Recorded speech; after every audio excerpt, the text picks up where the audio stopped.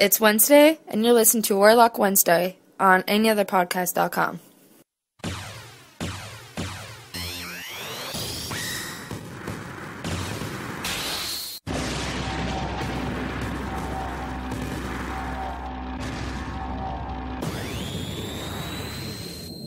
Good afternoon, evening, or morning, depending on when you're listening to this.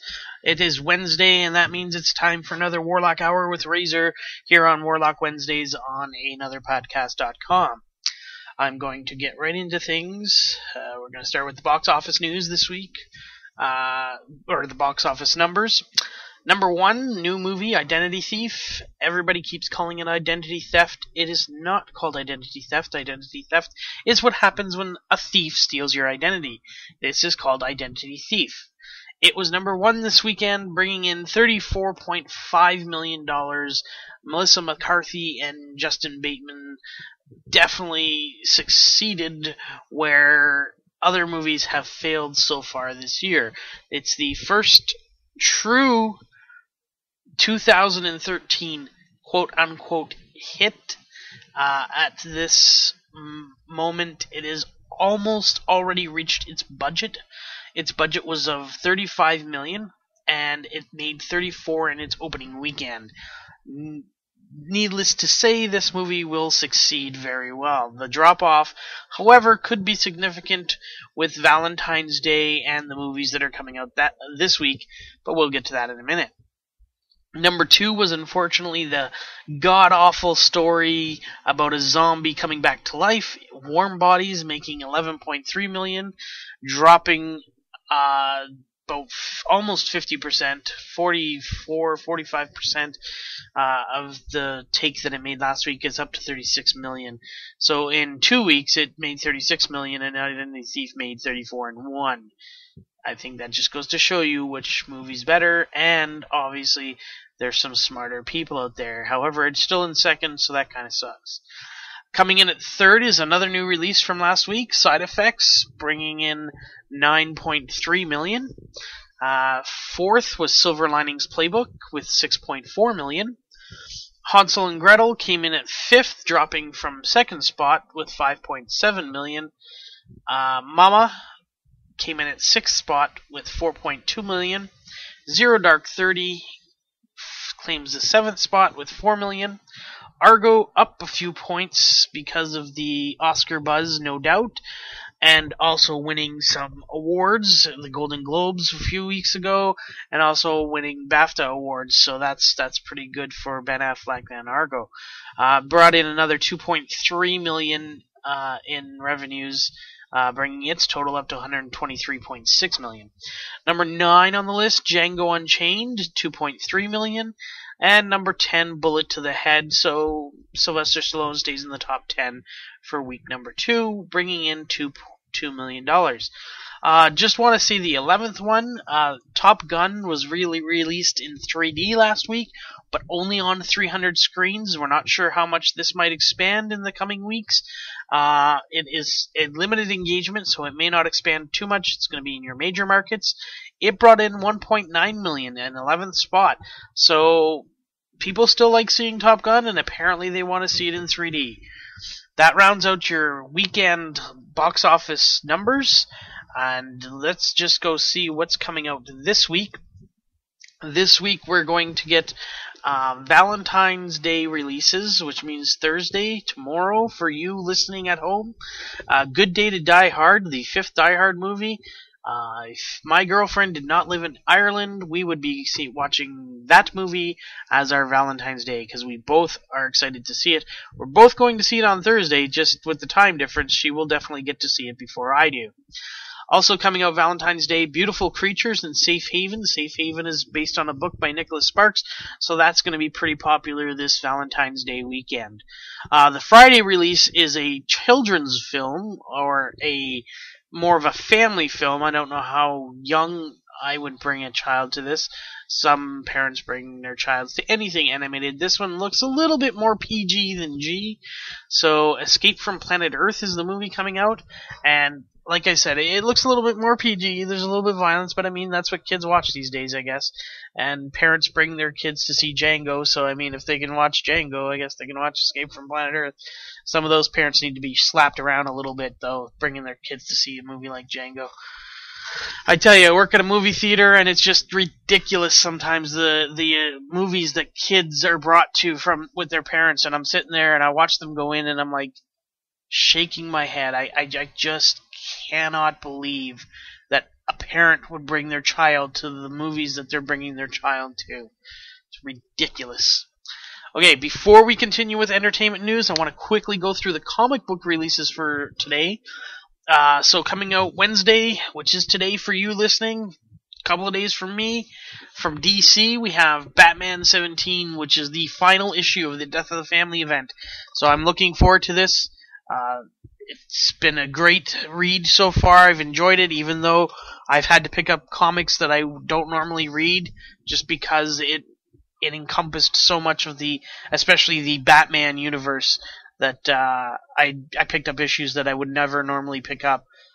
So this is the final one, and I'm looking forward to it. Also coming out, Batgirl number 17. Now this is one of those issues that will not have Gail Simone writing.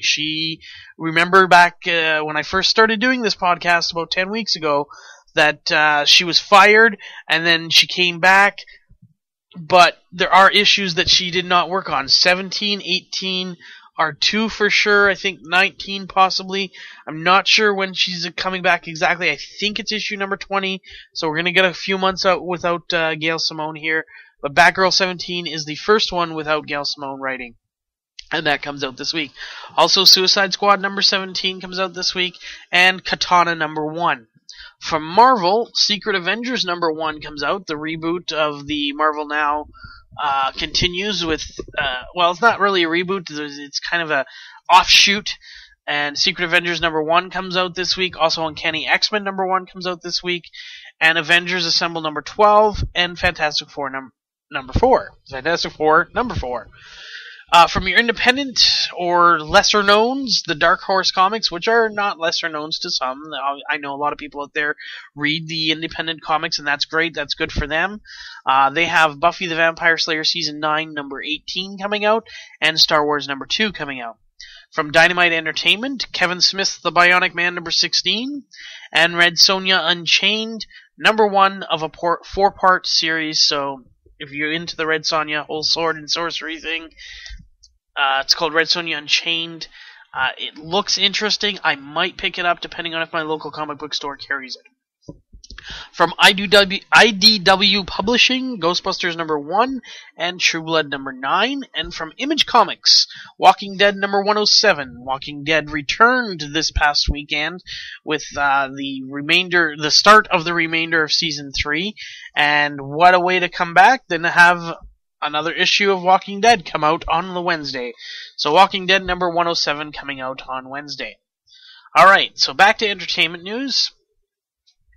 As of today, it has been announced that the 50th anniversary Doctor Who special that BBC has been putting together and working on, trying to get as many of the past doctors to come on board and do this huge special for the 50th anniversary. Well, that special is now going to be in 3D, and not only that, it may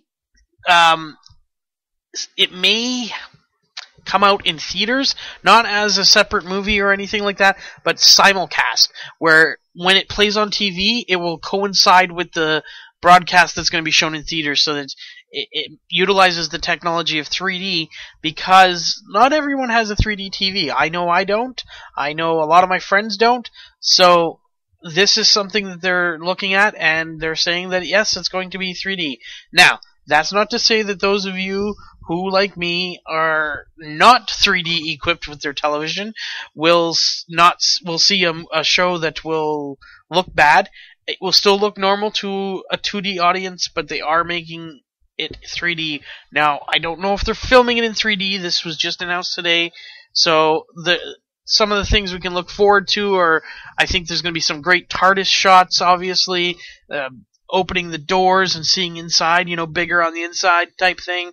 And also, if, they include the Daleks, which they probably should for the 50th anniversary, sink plungers coming at ya. That's right. So that's going to be interesting to see. Announced this week, first it was rumored, and then it was confirmed, Disney is going to make some standalone Star Wars films. So they're going to continue the series. 7, 8, and 9 are still on the slate. We know 7's due out in 2015. Although, we're not sure now that with Abrams back on board. We had that issue last week where they could push it back to 2016. But as of right now, it is slated for 2015. However, they want to make some standalone movies. So here's what the Disney Chairman and CEO Bob Iger had to say. There has been speculation about some standalone films that are in development. I can confirm to you today, and today being February 5th, that in fact we are working on a few standalone films. Larry Kasdan and Simon Kinberg are both working on films derived from great Star Wars characters that are not part of the overall saga. We still plan to make episodes 7, 8, and 9, and roughly over a 6-year period of time, starting in 2015, there are going to be a few other films released in that time too. So, this was the confirmed rumor. Now, the movies that are supposed to...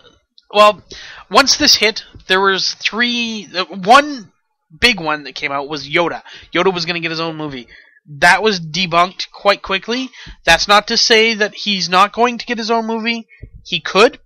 But the 2 that are being worked on right now are a young Han Solo movie and a Boba Fett movie. So there will be a Boba Fett movie and there will be a Han Solo movie. And these are standalone. So the Han Solo one is going to be taking place before New Hope. It is a prequel of sorts.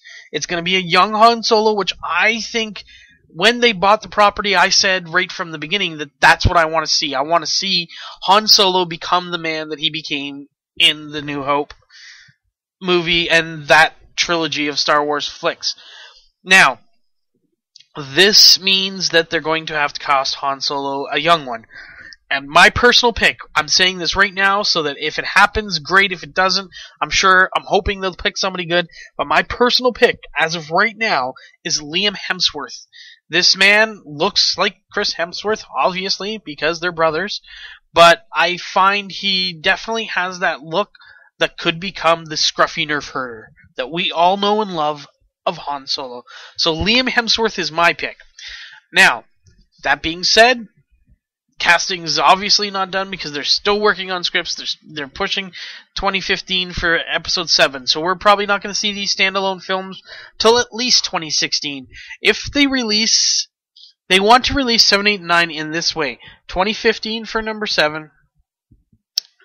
2018 for number 8. And then it would be 2021 for number 9. That means we have 2 years in between each of those films.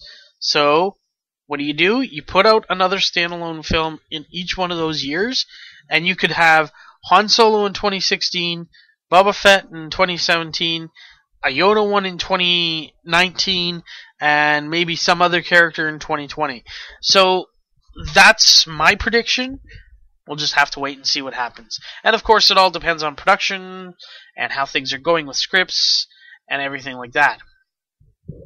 Moving away from Star Wars, Guardians of the Galaxy has cast its first member, and it is it's Chris Pratt from Parks and Recreation. He also played in a movie, Zero Dark 30.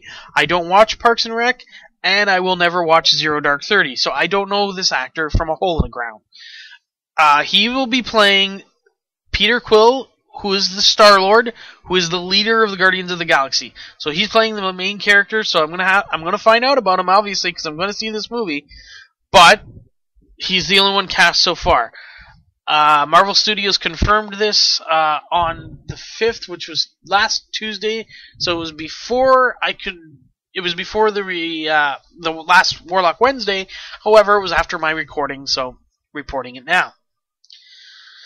Also, I mentioned earlier that coming out this week is the Valentine's Day awesome movie, A Good Day to Die Hard. Bruce Willis has already confirmed there will be a 6th Die Hard movie.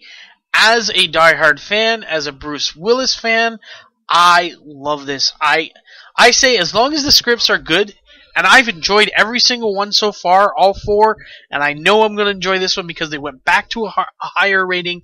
He can say yippee-ki-yay, motherfucker, and that is awesome. It's going to be a lot more action-packed, I think, than the last one, just because I think with the computer stuff, it kind of toned it down a little bit, and there was some good action sequences, but this one looks like it's going to be even better. So I'm going to be looking forward to seeing this movie on Valentine's Day, and I'm looking forward to the 6th one.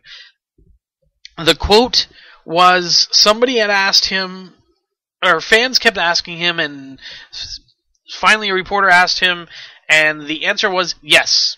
That's all Willis said. It was just one word response. He said yes, there will be a 6th. One would ask the question. He didn't say, well, there will be 6. He just said yes. He was asked, will there be another one? Yes. It's plain and simple. Alright, Justice League. Many of you know who have listened that I am not too pleased with Warner Brothers and their handling of their DC products. When it comes to animation, they are amazing. When it comes to their live-action movies, they suck. And let's face it, other than Batman and Superman, and let's also be real, the last Superman movie was horrible, they have not been able to make successful movies with their products. And when you consider that Warner Brothers has always been in possession of the rights to the DC Universe, how can they screw this up so badly? I don't know. But here's the thing. They are now rewriting the movie. Now, the first it was rumored as a page 1 rewrite, but apparently now the rumors are they're rewriting the script. Now, this is supposed to come out in 2015. We're already 2013. They have Man of Steel coming out this year. Man of Steel has to succeed. But now we're hearing that it won't even matter because this movie is being rewritten, and not just a page 1 rewrite as it was originally rumored. It is going to be a whole script overhaul. Now, I'm not going to say the whole script's being rewritten, but there are going to be rewrites to the script. That means they also have to hire a scriptwriter. No scriptwriter has been hired yet. Little fun news for you Night at the Museum fans. Night at the Museum 3 is coming your way in 2014. And it will see the return of Ben Stiller and Sean Levy. Sean Levy will direct, and Ben Stiller will star in a new Night at the Museum movie. The first one was good. The second one kinda... the third one's gotta blow my mind, but it's for the kids. It comes out around Christmas time. It's for the kids. The kids enjoy it. I wish they would I'd rather see them go to a museum than go to a movie, even though I work in the movies, but we'll just have to wait and see. Now, ever since this show, Firefly, went off the air, lots of people want to know if it's coming back. They want to know if there's going to be another movie. We already had Serenity, which I really enjoyed. Recently, Alan Tudyk, who played Walsh on the series, he was in an interview and he opened up about the possibility of getting the cast back together to resurrect the TV series. Here's what he said: "Not only is there a want from fans, but there is a want from Joss and from Nathan, certainly, and the cast." He cites that. He basically says that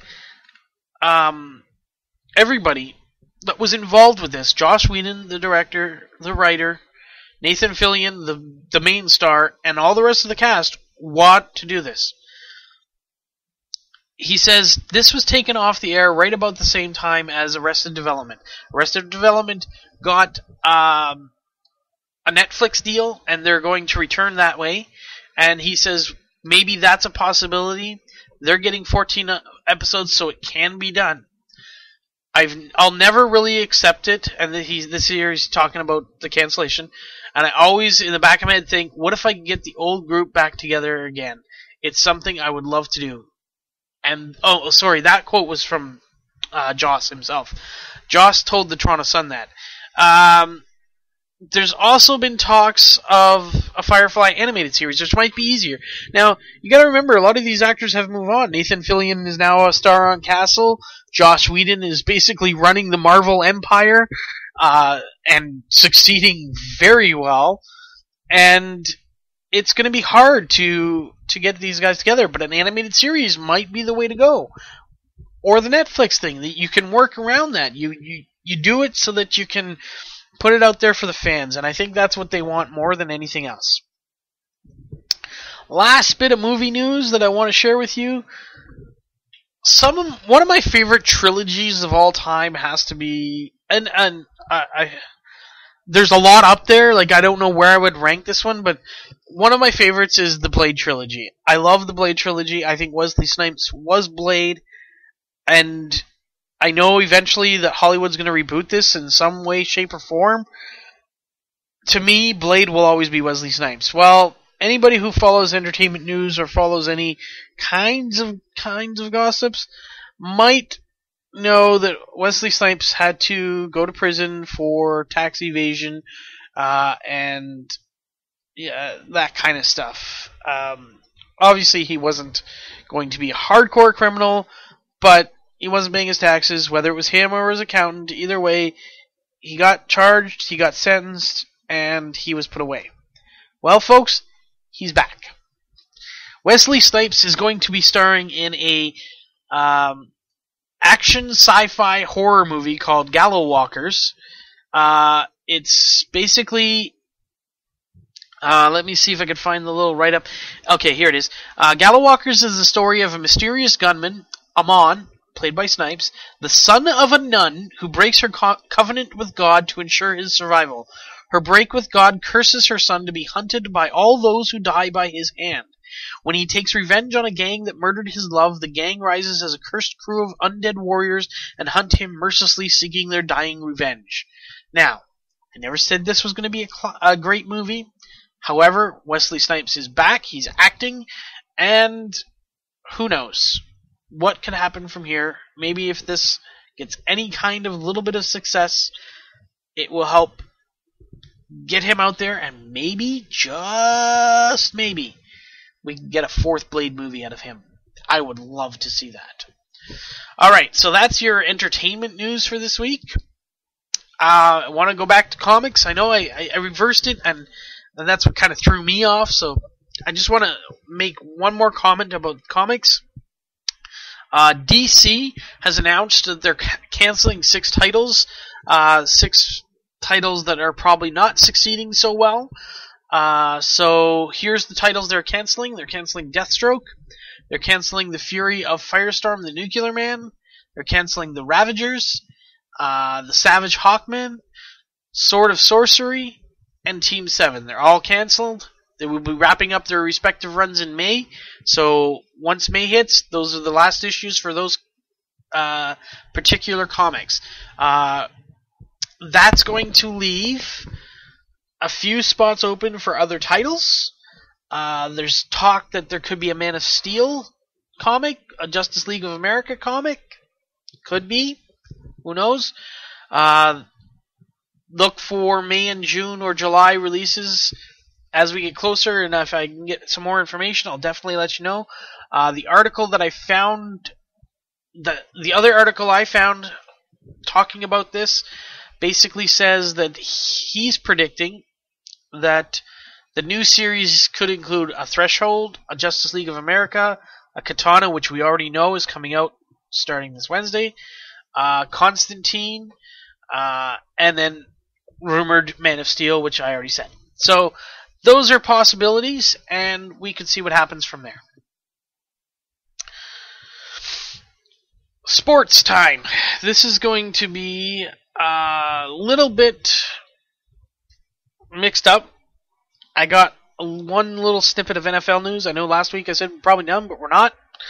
I saw this and I thought it interesting. Percy Harvin, who's a wide receiver for the Minnesota Vikings, and a pretty good one at that. He's great at he's a pretty good, decent receiver, and he's also pretty great at returning punts and kicks. Well, apparently he might not be a Minnesota Viking anymore. His rookie contract that he signed is going into its last year in the upcoming 2013-2014 season.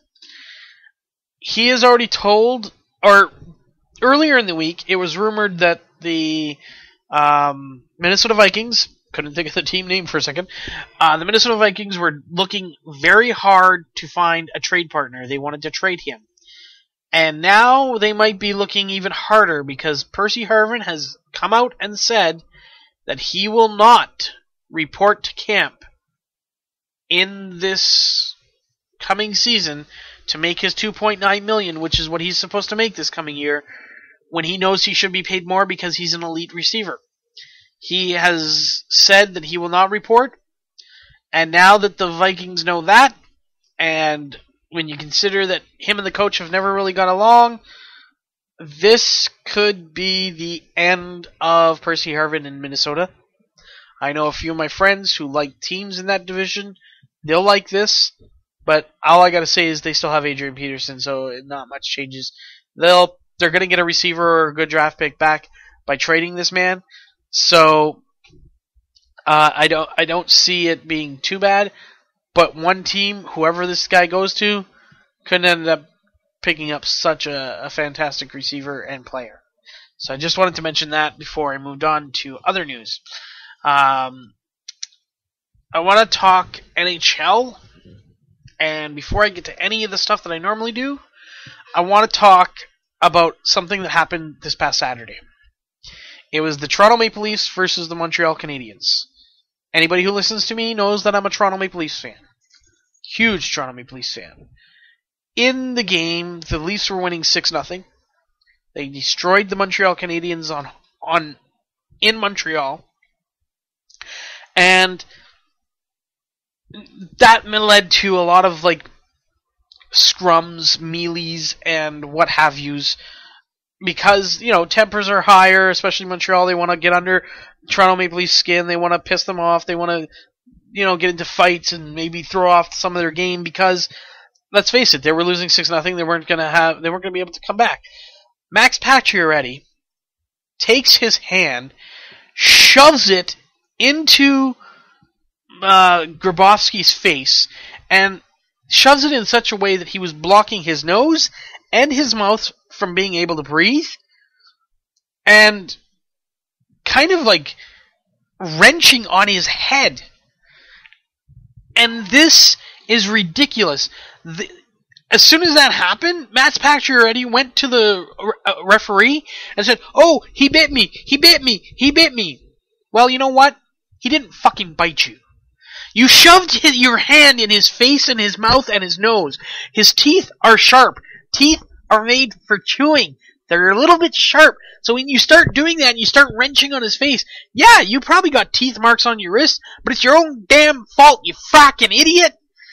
It's so freaking stupid to me that you would report that and have to have Grabowski go to a disciplinary hearing, which, by the way, he was not fined, he was not suspended, there was no evidence of anything.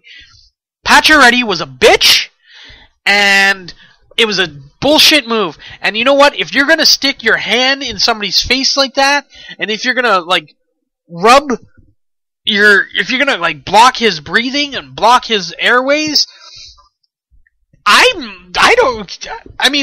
if it was me, that's the first reaction I'm going to have is bite.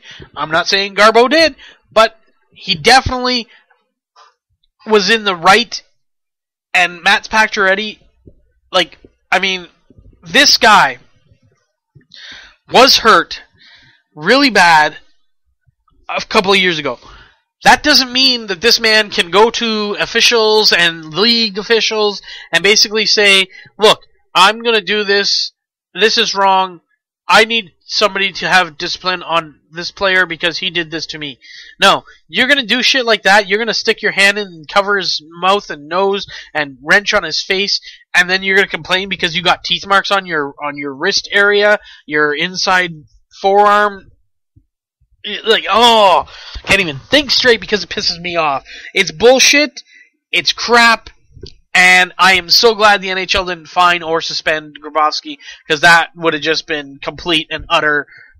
Oh, I would have lost it more than normal. Also, I'm recording this on Monday, as you know.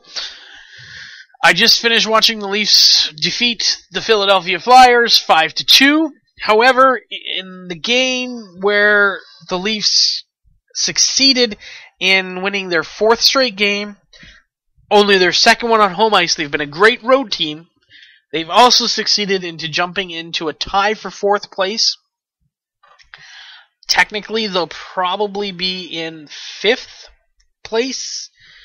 I think the rankings will slot them into 5th. It could be 4th. It's going to be jostling with Pittsburgh because they both played 13 games. They both have an 8-5 record. So they're in 4th, 5th place, but they're with 16 points. That's what's key, because that leaves them only 1 point out of the division lead and 3 points out of the conference lead. Now, that being said, they'll also be only approximately 4 points out of being out of the playoffs. So that's what happens in a 48-game season. Everything's tight. But right now they're doing fairly well. The reason I bring this up is because in this game, Reimer, who has been absolutely fantastic so far this year, got hurt. The extent of the injury is not yet known. It is a leg injury, it looks like. Hopefully it's nothing serious. He was taken out of the game and did not return. I just hope for the best for not only my team, but for him as a hockey player. So let's get on to the rest of the NHL story, and we're going to look at the Eastern Conference, and probably one of the most surprising teams, the New Jersey Devils, only have 1 regulation loss. They lead the Eastern Conference. Now, I know they went to the Stanley Cup final last year, but that was more of a fluke, in my opinion, more of an aberration. I don't think they were the best team in the East last year. I didn't think they were the best team in the East this year. You've got a goaltender who's getting very old. You've got a team who lost their best player in Zach Parise. Yet, they are the best team in the Eastern Conference. They only have 1 regulation loss. I know so does Boston. However, New Jersey's played very well. They're definitely surprising. Now, that's not to say they're the best. They're just surprising. They're the best surprise so far in this young season. So, they are number 1 in the East. Number 2 in the East is Boston. They hold down the 2nd spot. Now, they've played 2 less games in New Jersey, so technically they might be able to pull ahead, but, that'll all work out as games get played. 3rd in the East is Tampa Bay. They're succeeding this year so far. They are in a weaker conference that's playing like its normal weaker self.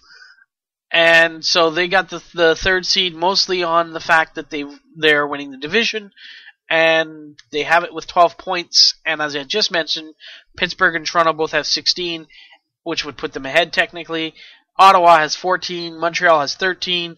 Like, seriously, Tampa Bay is like, if they weren't leading the division, they'd almost be out of the playoffs, because the 8th place team has 12 points. That's what Tampa Bay has. So, rounding it out, Toronto, Pittsburgh, 4th and 5th in there somewhere. Ottawa's in 6th place, Montreal's in 7th place, New York Rangers in 8th. So that's how close everything is. Tampa Bay, because they're leading the division, get that 3rd seed with 12 points.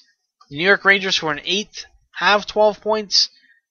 Tampa Bay, other than the fact that they're leading the division, which may not happen because I think I just saw a score, and it looks like, yes, Carolina beat the Islanders.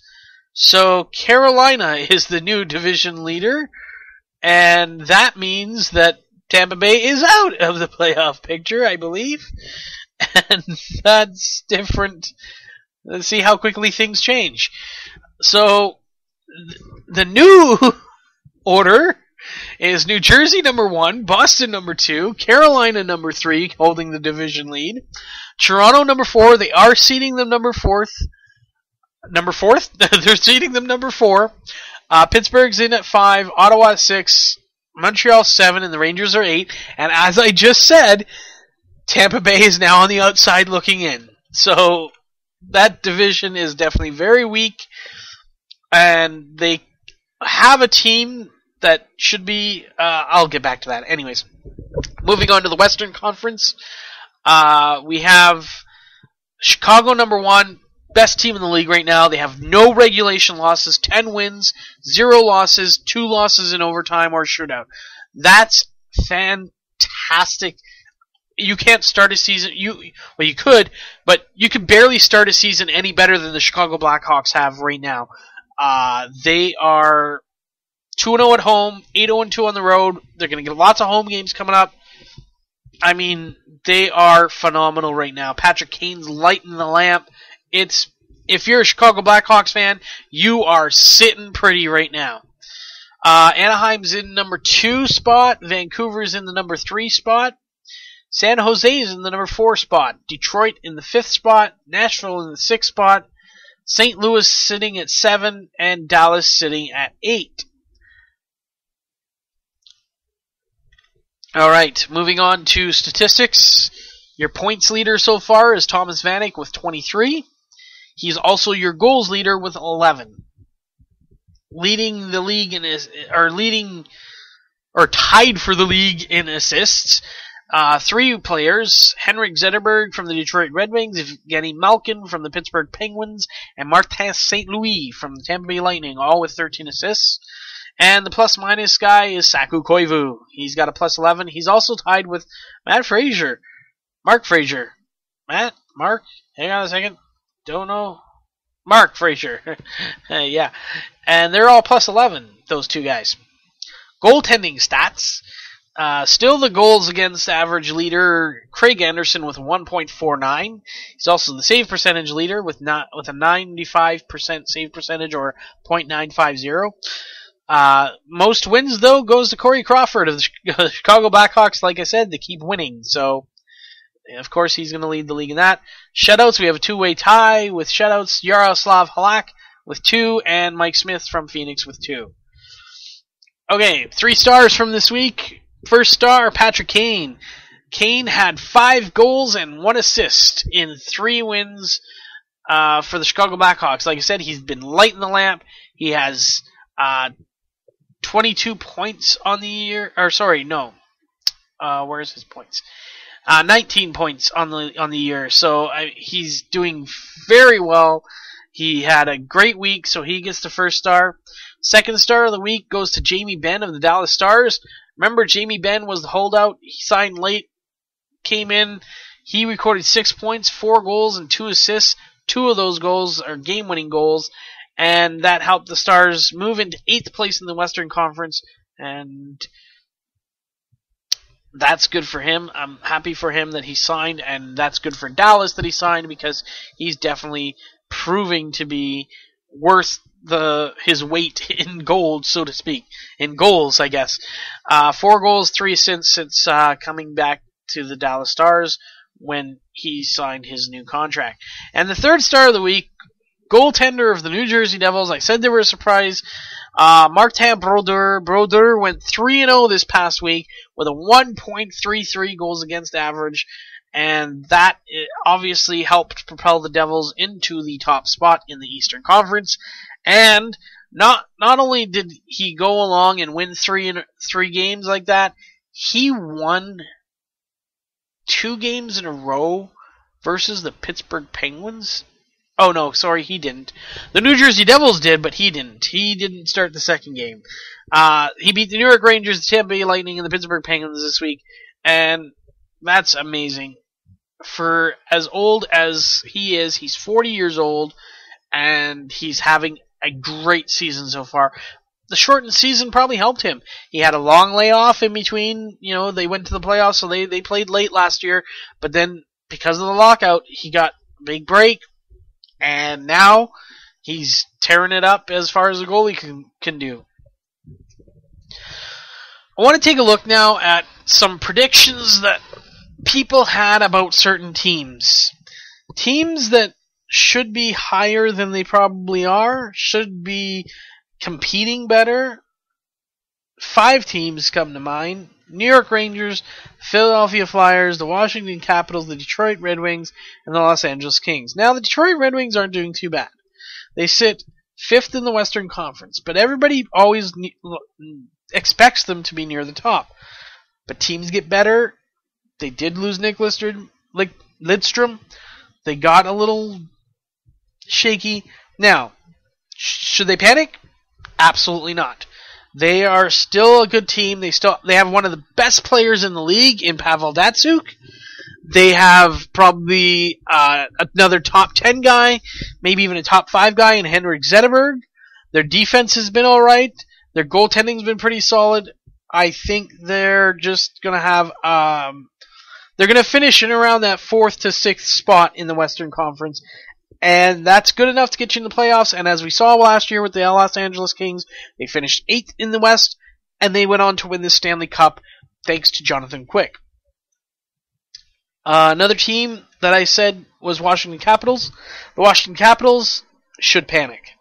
The Washington Capitals right now have no goalie. They have 2 goalies. I mean, they have goalies, but they have no goalies that can play. They are not playing up to their potential. Ovechkin's barely scoring. The coach can't get his team going. Washington's in some serious trouble. If anybody needs some help, it is the Washington Capitals. Another team that needs to panic, the Los Angeles Kings. They're starting off They had a long layoff like the New Jersey Devils, but instead of coming out tearing it up, they're not. Jonathan Quick has not looked the same. Jonathan Quick has had some bad games. The scorers aren't scoring. The defense isn't defending. They are struggling, and this is not good. They are dead last in the Western Conference with 8 points. Now, there's 2 other teams that still have that, but due to records and stuff, like they're 3-5-2, they are last. They don't have the team right now. They need to fight hard in this shortened season if they're going to climb into a playoff spot. And they're not the worst team in the league. The Washington Capitals have that title, but they are not doing good. And when you're worse than Columbus, when you're worse than Washington, who's playing like shit, you definitely have some troubles. So they definitely need to panic. The other 2 teams I mentioned, the New York Rangers and the Philadelphia Flyers. New York Rangers do sit in a playoff spot right now. They're 8th place, but they have 12 points, but so does Tampa Bay. Like I said, that's going to be easily changed. Philadelphia has 11 points. They're right in there. They're in the mix, but they're on the bubble. The New York Rangers shouldn't be on the bubble. They signed Rick Nash. They traded for Rick Nash, which should have improved their team. Henrik Lundqvist has not been playing up to King Hendrik style. In Philly, biggest issue of all, they've had it for the last, got to be at least 10 to 12 years, shitty goaltending. Their goaltending is inconsistent, and that has been a lot of their problems. So, those are the 5 teams that should be doing better and aren't. As I said, the surprise so far, New Jersey maybe had them in the playoffs, but winning the Eastern Conference, I didn't think so. Toronto doing very well, which makes me happy, because let's face it, they need to make the playoffs this year. I like the success in Tampa Bay. Edmonton's really coming on. They're just outside looking in. They have 13 points at 9th place, but so does Dallas and St. Louis, all have 13. So it could change. The only reason they're sitting out is because they have 3 overtime losses compared to the 1 overtime losses as both Dallas and St. Louis has. So they have more wins in the win column, which means they get those spots. Edmonton has lost so many games by 1 goal or less. It's a little sad. And I think that, again, the goaltending is suspect. Devin Dubnyk has had some great games, and he's let in some stinkers. So He's young. He could still improve. The whole of Edmonton is young, but they're exciting. They're fun to watch, and they could still get into the playoffs. And moving on now to the WWE, they have a new pay-per-view coming out. Well, not new as in brand new, but their new pay-per-view for this month is coming out, and that's the Elimination Chamber. So it's prediction time. We're going to look at the matches for the Elimination Chamber pay-per-view, and I'm a little disappointed because the title of the pay-per-view is called the Elimination Chamber. Yet, when you hear that, you expect to have more than one Elimination Chamber match. And unfortunately, the Elimination Chamber pay-per-view only has one Elimination Chamber pay-per-view, or one Elimination Chamber match. And not only do they only have one Elimination Chamber match, it's not even for a title. It's just for a number one contendership. So I'm a lot disappointed at this pay-per-view as far as that is concerned. However, there are some good matchups coming up at the pay-per-view. We're going to start and work our way up. In the pre-show, we have Brodus Clay and Tensai, a new tag team that formed on Raw in the past couple of weeks, versus Team Rhodes Scholars. And Team Rhodes Scholars, as we know, were the number one contenders for the tag team championships. So this could be a number one contenders match. This could be just to see how Brodus Clay and Tensai coexist. Brodus Clay, other than bursting onto the scene and being entertaining, hasn't really done much recently, so I'm expecting maybe they're going to play a whole tag team angle with him and Tensai. We'll have to see how it goes. And by the way, Tensai is still Albert to me. I don't care what anybody says, he is Albert. So Brodus Clay and Tensai versus Team Rhodes Scholars. I'm going to give this one to the new team of Brodus Clay and Tensai. That's the pre-show, though, so not going to get to see that one since it's only broadcast on YouTube and Facebook, and since I will be watching it at my local movie theater, I do not have access to that. Now, as for the main card itself, we have the Divas title on the line, Kaitlyn versus Tamina. This could go either way. I haven't really liked the Divas division in a long time, not since Trish Stratus and Lita were part of the mix, and that hasn't been for a number of years. In fact, as I mentioned last week, Trish Stratus is going into the WWE Hall of Fame, which could mean Lita might end up there sooner rather than later. Anyways, Kaitlyn is the champion. I expect her to leave as the champion. The United States title is on the line. Antonio Cesaro versus The Miz. And for this, I am definitely picking The Miz. Antonio Cesaro has been a great champion, and this guy has a bright future. He needs to work on his mic skills, but I think The Miz is going to be the first American to beat Antonio Cesaro, who said no American could beat him for the U.S. title. Well, I think that comes to a head this coming pay-per-view at the Elimination Chamber. We also have the world title on the line, and I'm going to go and do almost the same thing I did last month. At the Royal Rumble, I said that basically what was going to happen was somebody was going to win the match. Alberto maybe win the match.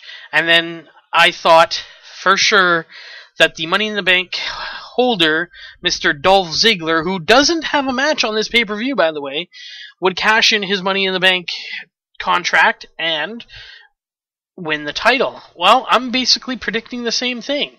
I think Alberto Del Rio is going to win the match. Big Show is going to be absolutely reamed pissed off, deck Alberto Del Rio with that mitt of his, knock him out cold, cash in the Money in the Bank for Dolph Ziggler. Ziggler's your world champion, which is going to lead to my elimination number one contenders match. The members in the match are Kane, Daniel Bryan, Randy Orton, Jack Swagger, Mark Henry, and Y2J Chris Jericho. I am predicting Chris Jericho is going to win the Elimination Chamber and go on to WrestleMania to face Dolph Ziggler for the World Heavyweight title. That is my prediction at this point. I could be very well wrong, but that's what I want to win. Now, who's going to win? Looking at the members in this, the obvious choice is Mark Henry. The less obvious choice is Jack Swagger. The money in the bank choices, so to speak, are Randy Orton, Y2J, Kane, or Daniel Bryan. Any four of those guys, I think, are money on. You can't go wrong having them win. Kane and Daniel Bryan are the tag champs. I don't see either of them winning. Randy Orton still trying to come back from all this drug use. I think they're still going to hold him down a little bit. So I don't know if he'll be able to win. They could be bringing Jack Swagger back into the title picture. Not so sure. Mark Henry definitely could be up there if they're just going to leave Del Rio as champion, and we could see something else down the line. So that's why I'm picking Y2J, but I would not be surprised if Mark Henry wins this and then he crushes Del Rio at the pay-per-view coming up, because I don't think Big Show's going to win the title. Next on the matchups, we have Team The Shield versus John Cena, Ryback, and Sheamus. Now, the last time The Shield had a 6-man tag team match, they won. I was disappointed. This is basically the Nexus all over again. It's boring television when you keep seeing the same thing happen over and over again. And with the WWE, it's hard to do fresh stuff when you have nobody to compete against. And I know that there's Impact or TNA or whatever the heck it's called right now over on Spike, but they're not competition. You can't be competition when you're not competing directly with the company. When WCW and WWE were having the best ratings for wrestling and having the best shows for wrestling, it wasn't just the Attitude Era and The Rock and Austin, and over on WCW, it wasn't Hulk Hogan and the NWO and all the people that they had there. It was the fact that they were clashing heads on Monday night. They were going head-to-head against the ratings. It made for entertaining because they had to one-up the other. They had to make sure that they entertained the fans and make them come to their show. In this day and age, would be tougher because a fan could record one and watch the other, or record both and watch them both. However, there's still no direct competition.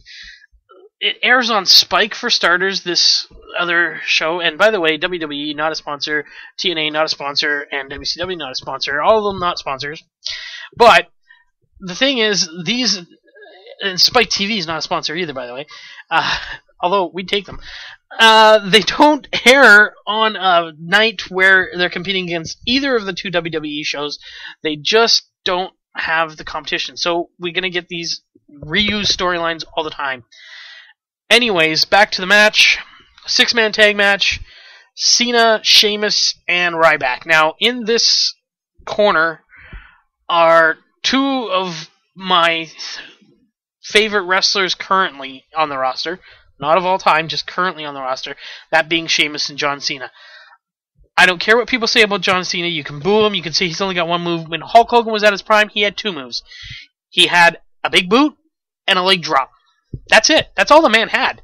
And a body slam. Oh, sorry, he had 3. Cena has 5, so he's got that beat. The Rock's one of the most electrifying man in sports entertainment. Yet, he doesn't have very many moves either. He has the spine buster, he has the people's elbow, he has the rock bottom, and a piss poor excuse for a sharpshooter. That's pretty much it. He does a few other ones, obviously. Every wrestler has a few other ones, but that's pretty much his arsenal. It's the same thing. Everybody has a set of moves that they use. That's why they are who they are. It's part of their character. It's part of who they are as a wrestler. It's just the way the business works. So I don't care what anybody says about John Cena. He's entertaining. He entertains me, so I'm a fan. Sheamus, love Sheamus. I've loved Sheamus since he came in. He was a heel when he came in. Now he's a face. It doesn't matter what he is. He could be a heel. He could be a face. He could be a tween. I don't care. And when I say tween in wrestling terms, I don't mean somebody who's between being not a teenager and a teenager. I mean somebody who's kind of on the borderline, kind of like an Austin. Austin was never really a babyface or a heel. He was kind of like, screw everybody. He didn't care. He was for himself. It doesn't matter what Sheamus is, I'm going to root for the man. The man is amazing. He's got great talent. He's great. He's entertaining. He's fun to watch. I'm picking, obviously, Cena, Ryback, and Sheamus. I don't like Ryback as much. I think he just needs to develop more. He has a decent character. He's not great on the mic. That's got to be worked on. His in-ring ability is alright. I think he has a future. Although I've also seen the WWE bury some of these strong guys that come in. So I'm picking them to defeat the Shield, and let's get rid of the Shield. Either bring them in as wrestlers or do something else. They can't just keep coming through the crowd and attacking everybody. It's old. It's overdone. Please stop it, WWE. And the main event of the Elimination Chamber, CM Punk challenges the WWE Champion Dwayne "The Rock" Johnson, known in WWE circles as The Rock. Stipulation to this match: if The Rock is counted out or disqualified, Punk will win the WWE title. My prediction? Doom for Punk. Punk will not win this match because the WWE is setting up Rock vs. Cena 2 at WrestleMania. Dwayne Johnson is definitely on his way in the movies. He's got many movies coming out in the next couple of years. He's working on many projects. Cena will probably win the WWE title at WrestleMania, but it will not be from CM Punk. It will be from The Rock. That is my prediction. I predict The Rock will win at the Elimination Chamber. He will be at WrestleMania defending that WWE title versus John Cena. And that, folks, wraps up the wrestling portion and also wraps up another Warlock Hour for this week. Remember to tune in next week for another Warlock Hour with Razor. And also don't forget to listen to our network on anotherpodcast.com. That's EHNOTHER podcast.com. Tune in tomorrow for Teen Talk with Chelsea. And I hope you all have a great night, great day, great afternoon, wherever you're listening to this. Enjoy yourselves, enjoy the show, and come back next week. I'm out. Thanks for listening to Another Podcast from anotherpodcast.com. Don't forget to go on iTunes and or download right from anotherpodcast.com. That's EHNOTHER podcast.com. Follow us on Twitter at Another Podcast. Be sure to check back for tomorrow's show only on Another Podcast, your Canadian podcast network. Anotherpodcast.com. Not a sponsor.